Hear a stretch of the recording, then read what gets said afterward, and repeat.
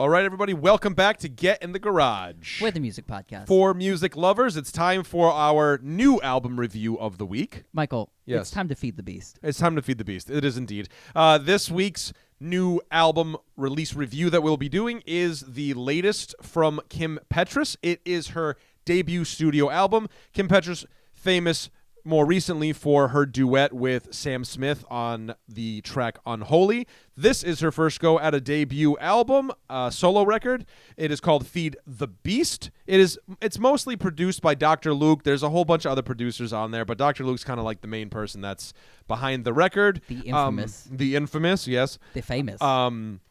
Yeah, right. Not the not famous Dr. Luke, as he like to try to say. The album is 15 songs long. It's a cool 40 minutes and 52 seconds long. It kind of like comes and goes quick as a fever dream, though. I don't really feel like it dragged too much. But what did you think about this, Luke? Because I think it's an interesting record. This record reasons. was very interesting to me. Starting off, I'm going to say it was not my favorite thing I've listened to. Mm-hmm. Had some interesting points on it. I thought it was a little long, not in the span of the track the length of the album, but the actual there's the 15 tracks themselves. I thought maybe it was a little bit too much in there. It kind of goes for a Euro pop vibe that's very reminiscent of the early 2000s, late 90s. A lot of pulsating things on there, and then if it's not doing that, it feels like it's big throwback 70s funk, R&B that's very popular right now, a la Lizzo and Silk Sonic, Calvin Harris. So songs like that I'm going to shout out are Alone, Nicki Minaj, and Coconuts, the other big single that was released a couple weeks before. So Alone and Coconuts have been with us for a little bit as pre-album singles, but on here as a whole, I felt like they were a little bit disjointed with the Euro dance pop centric thing that was really going on with the rest of the album tracks, a la Feed the Beast and King of Hearts, and things like Hit It From the Back. So what is that? What do you think, man? Yeah, I kind of felt like there were sort of some mismatches on this record in the same way, because I'm a person I do love that Euro pop dance kind of techno-y influence kind of vibe. I absolutely love that. So I thought was great. I really enjoyed that. Claws was another one that kind of had that Euro sort of thing. Castle in the Sky, which is that super super fast track that's on the record too. That's kind of this crazy super fast. It's this ecstasy fueled fever dream kind of thing that the vibe that I had about it. Yeah, it just sort of feels and I don't know, I don't know what the writing process was for this record, but it's interesting because there's a lot of cohesion in all of the Euro stuff, but all of the American sounding stuff, and by American sounding stuff, I mean songs that sound like they would be more marketable to an American audience as opposed to a European audience. Those tracks fell flat for me. Oh, see, I'm torn because I liked both approaches. Yeah. I just didn't think they mixed that well. Oh yeah. So that's kind of where I'm at on it. I liked both takes on it, but they just didn't mix that well. The writing process, a little bit of this came out of, especially the title track of the record, Feed the Beast, was because she had an album that was ready to go, but was leaked to the public. I think last year, or the year before. And it began a writing process where the kind of the A&R person or the record label person said, you just have to keep feeding the beast and writing more songs and, just keep going. And that spurred the writing process for the new album where she scrapped most of the stuff on the album that got leaked. Some of the songs from that scrapped album ended up on here. I think Uh-Oh is one of those tracks. A couple more are on here, but it was a bit interesting when, I was like, oh, okay. So it was a restart of the album. I liked the Europop stuff. So let's kind of get into the real content of it anyway. It's a lot of the stuff I thought could have taken a bit more of a risk Whether that was like lyrically being more of a personal statement coming out right, of or like the tracks kind of having like more of an experimental feel and or more of like just a different approach, because these kind of are very standard Europop kind of songs. Yeah. And then the more Coconuts and the Nicki Minaj track alone are, that kind of feel. So Yeah. that whole Yeah, I do feel real conflicted about it too, because it's like the question is like, because I mean, all right, we pick nits, right? That's kind of what we do. We pick the stuff apart, we review it, we kind of think about the bigger picture and what does it all mean and all that kind of stuff. I do wish that there was more introspective lyrics. Because this is or a more outlandish like approaches to the way the songs work. Like even let's take Coconuts and compare it with the bonus track Unholy. Unholy is the intro to Kim Petras for most of America. Yeah. Obviously, me and Mike that's our intro to Kim Petras. Kim Petras is kind of like the underground indie pop artist that was kind of doing the thing for a long time. This album feels more safe, where Unholy feels like dangerous and like very sexy and hedonistic and over the top, and you have like the choir singers going, and it has a lot of elements to that thing. A lot of these songs on this album, Feed the Beast, are kind of like one kind of approach. Like Feed the Beast is very like the title track itself is very feed the beast, like that kind of thing. It's a good, fun, danceable track, but it doesn't have more of that like Unholy had all this underpinning of sexuality in the church and a lot of like of things to say in that nature. Yeah. And a lot of the stuff on this album kind of just lies where it's having fun or just having what the mood it is in the lyric or the chorus, and never really branching out more from there. So that's the picking nits of it. It just doesn't really get very deep. Even like a Europop album we reviewed on this podcast a couple weeks ago. Yes. The Ellie Goulding album, which I really liked that record. It was just a straight like Europop fun record, but it had more of a like personal thing from Ellie Goulding, and like you could kind of tell who she more was as a artist. Yeah. And it had like a little bit more experimental, and the album I believe is much shorter. So I don't know, that album played better for me. I just was wishing this album took more risks. Yeah, I think so too. For me, it was like the American feel stuff. I didn't like I don't know. I got some of those Europop vibes, and I just wanted more of it. I think. Well, what were the Europop vibes on here that were really like hitting it for you? So like King of Hearts, I love that. I love that like techno feels. I love the song Revelations. That's a great like foot stomper. It has like this oscillating like like bass line throughout.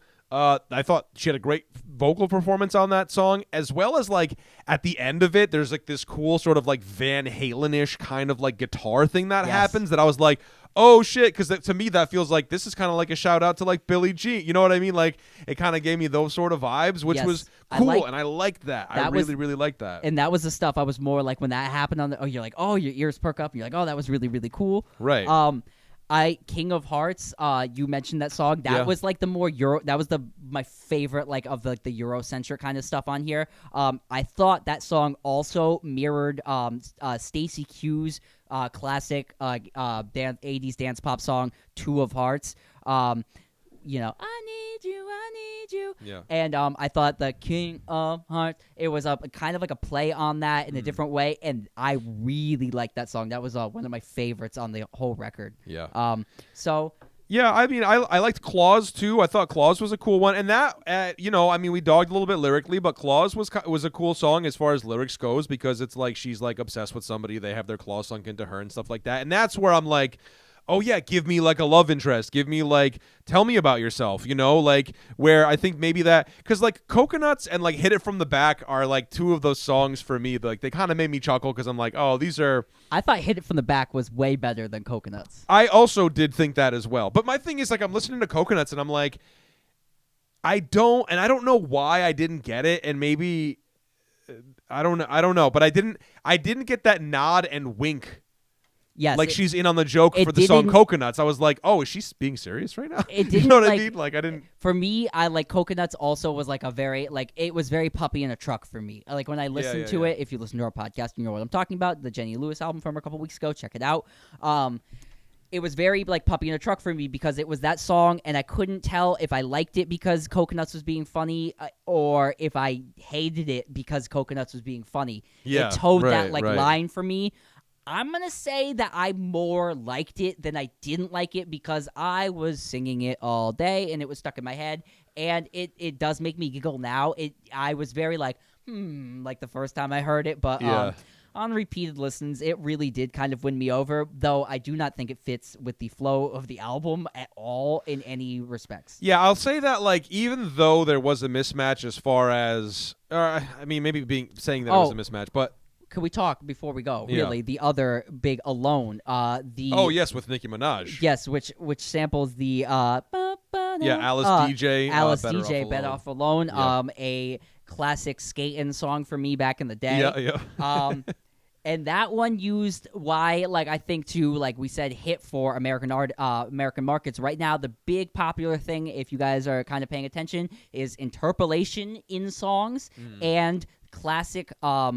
Just reworkings of pop songs that were hits. I'm gonna shout out Lotto's Big Energy from last year. That song was a throwback of not only the Tom Tom Club's Genius of Love, but the song that was sampled in that, which was Mariah Carey's Fantasy, and then they had the Mariah Carey Fantasy remix of the song. Yep. And this to me hits all of those vibes. It sounds like that. It hits with like the same way. And again, I like it as a standalone single. Yeah. And I really like Nicki Minaj. I think she brings out the best in Kim Petras. And again, even in Bait, the other song on here with a feature with Banks. I thought Banks also brought out like another side of Kim Petras that was like a little bit like more rebel rousey that I really liked in her songs. Yeah, even the song "Uh-Oh," which was another one that I like too, that has the Euro feel. That had like the braggadocious sort of lyrics and stuff. I also love the line in there where she says, "I won't let any drugs go to waste." Yeah, right. A true partier. A true partier, yes. But like even that, like there was cool instrumentation. Like I gotta say that, like I think instrumentally on this record there was a lot of cool stuff that happened. Like I had said, from that oscillating bass thing in Revelations. Likewise in the song "Uh-Oh," there was a cool instrumental break that has like this weird like keyboard flute sort of sound that gives you the melody, and then the melody's delivered again later on in the song as a synth.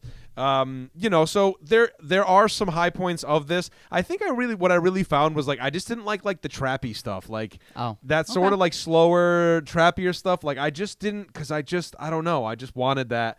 I think it's because I got a taste of that Europop thing, and I was like, give me all Europop. Because I love Europop so much. Like, just give me the whole thing, you know. I felt like that too. But I understand though ultimately, because it's a full album. But that's why I kind of felt like it didn't have like a.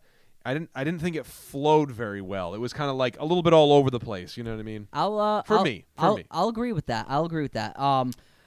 Just finishing out here, songs I want to talk about. Sex Talk. I feel like Sex Talk was a really when I got that song and it started playing, I thought this was going to be like an interesting modern song about like the way we talk about sex. Yeah. It was not that. It was kind of a rewrite of that Lil Wayne song where he says, "I'm Mr. Flintstone. I can make your bed rock" from like a bajillion and 5 years ago. Yeah, which yeah. I didn't really love.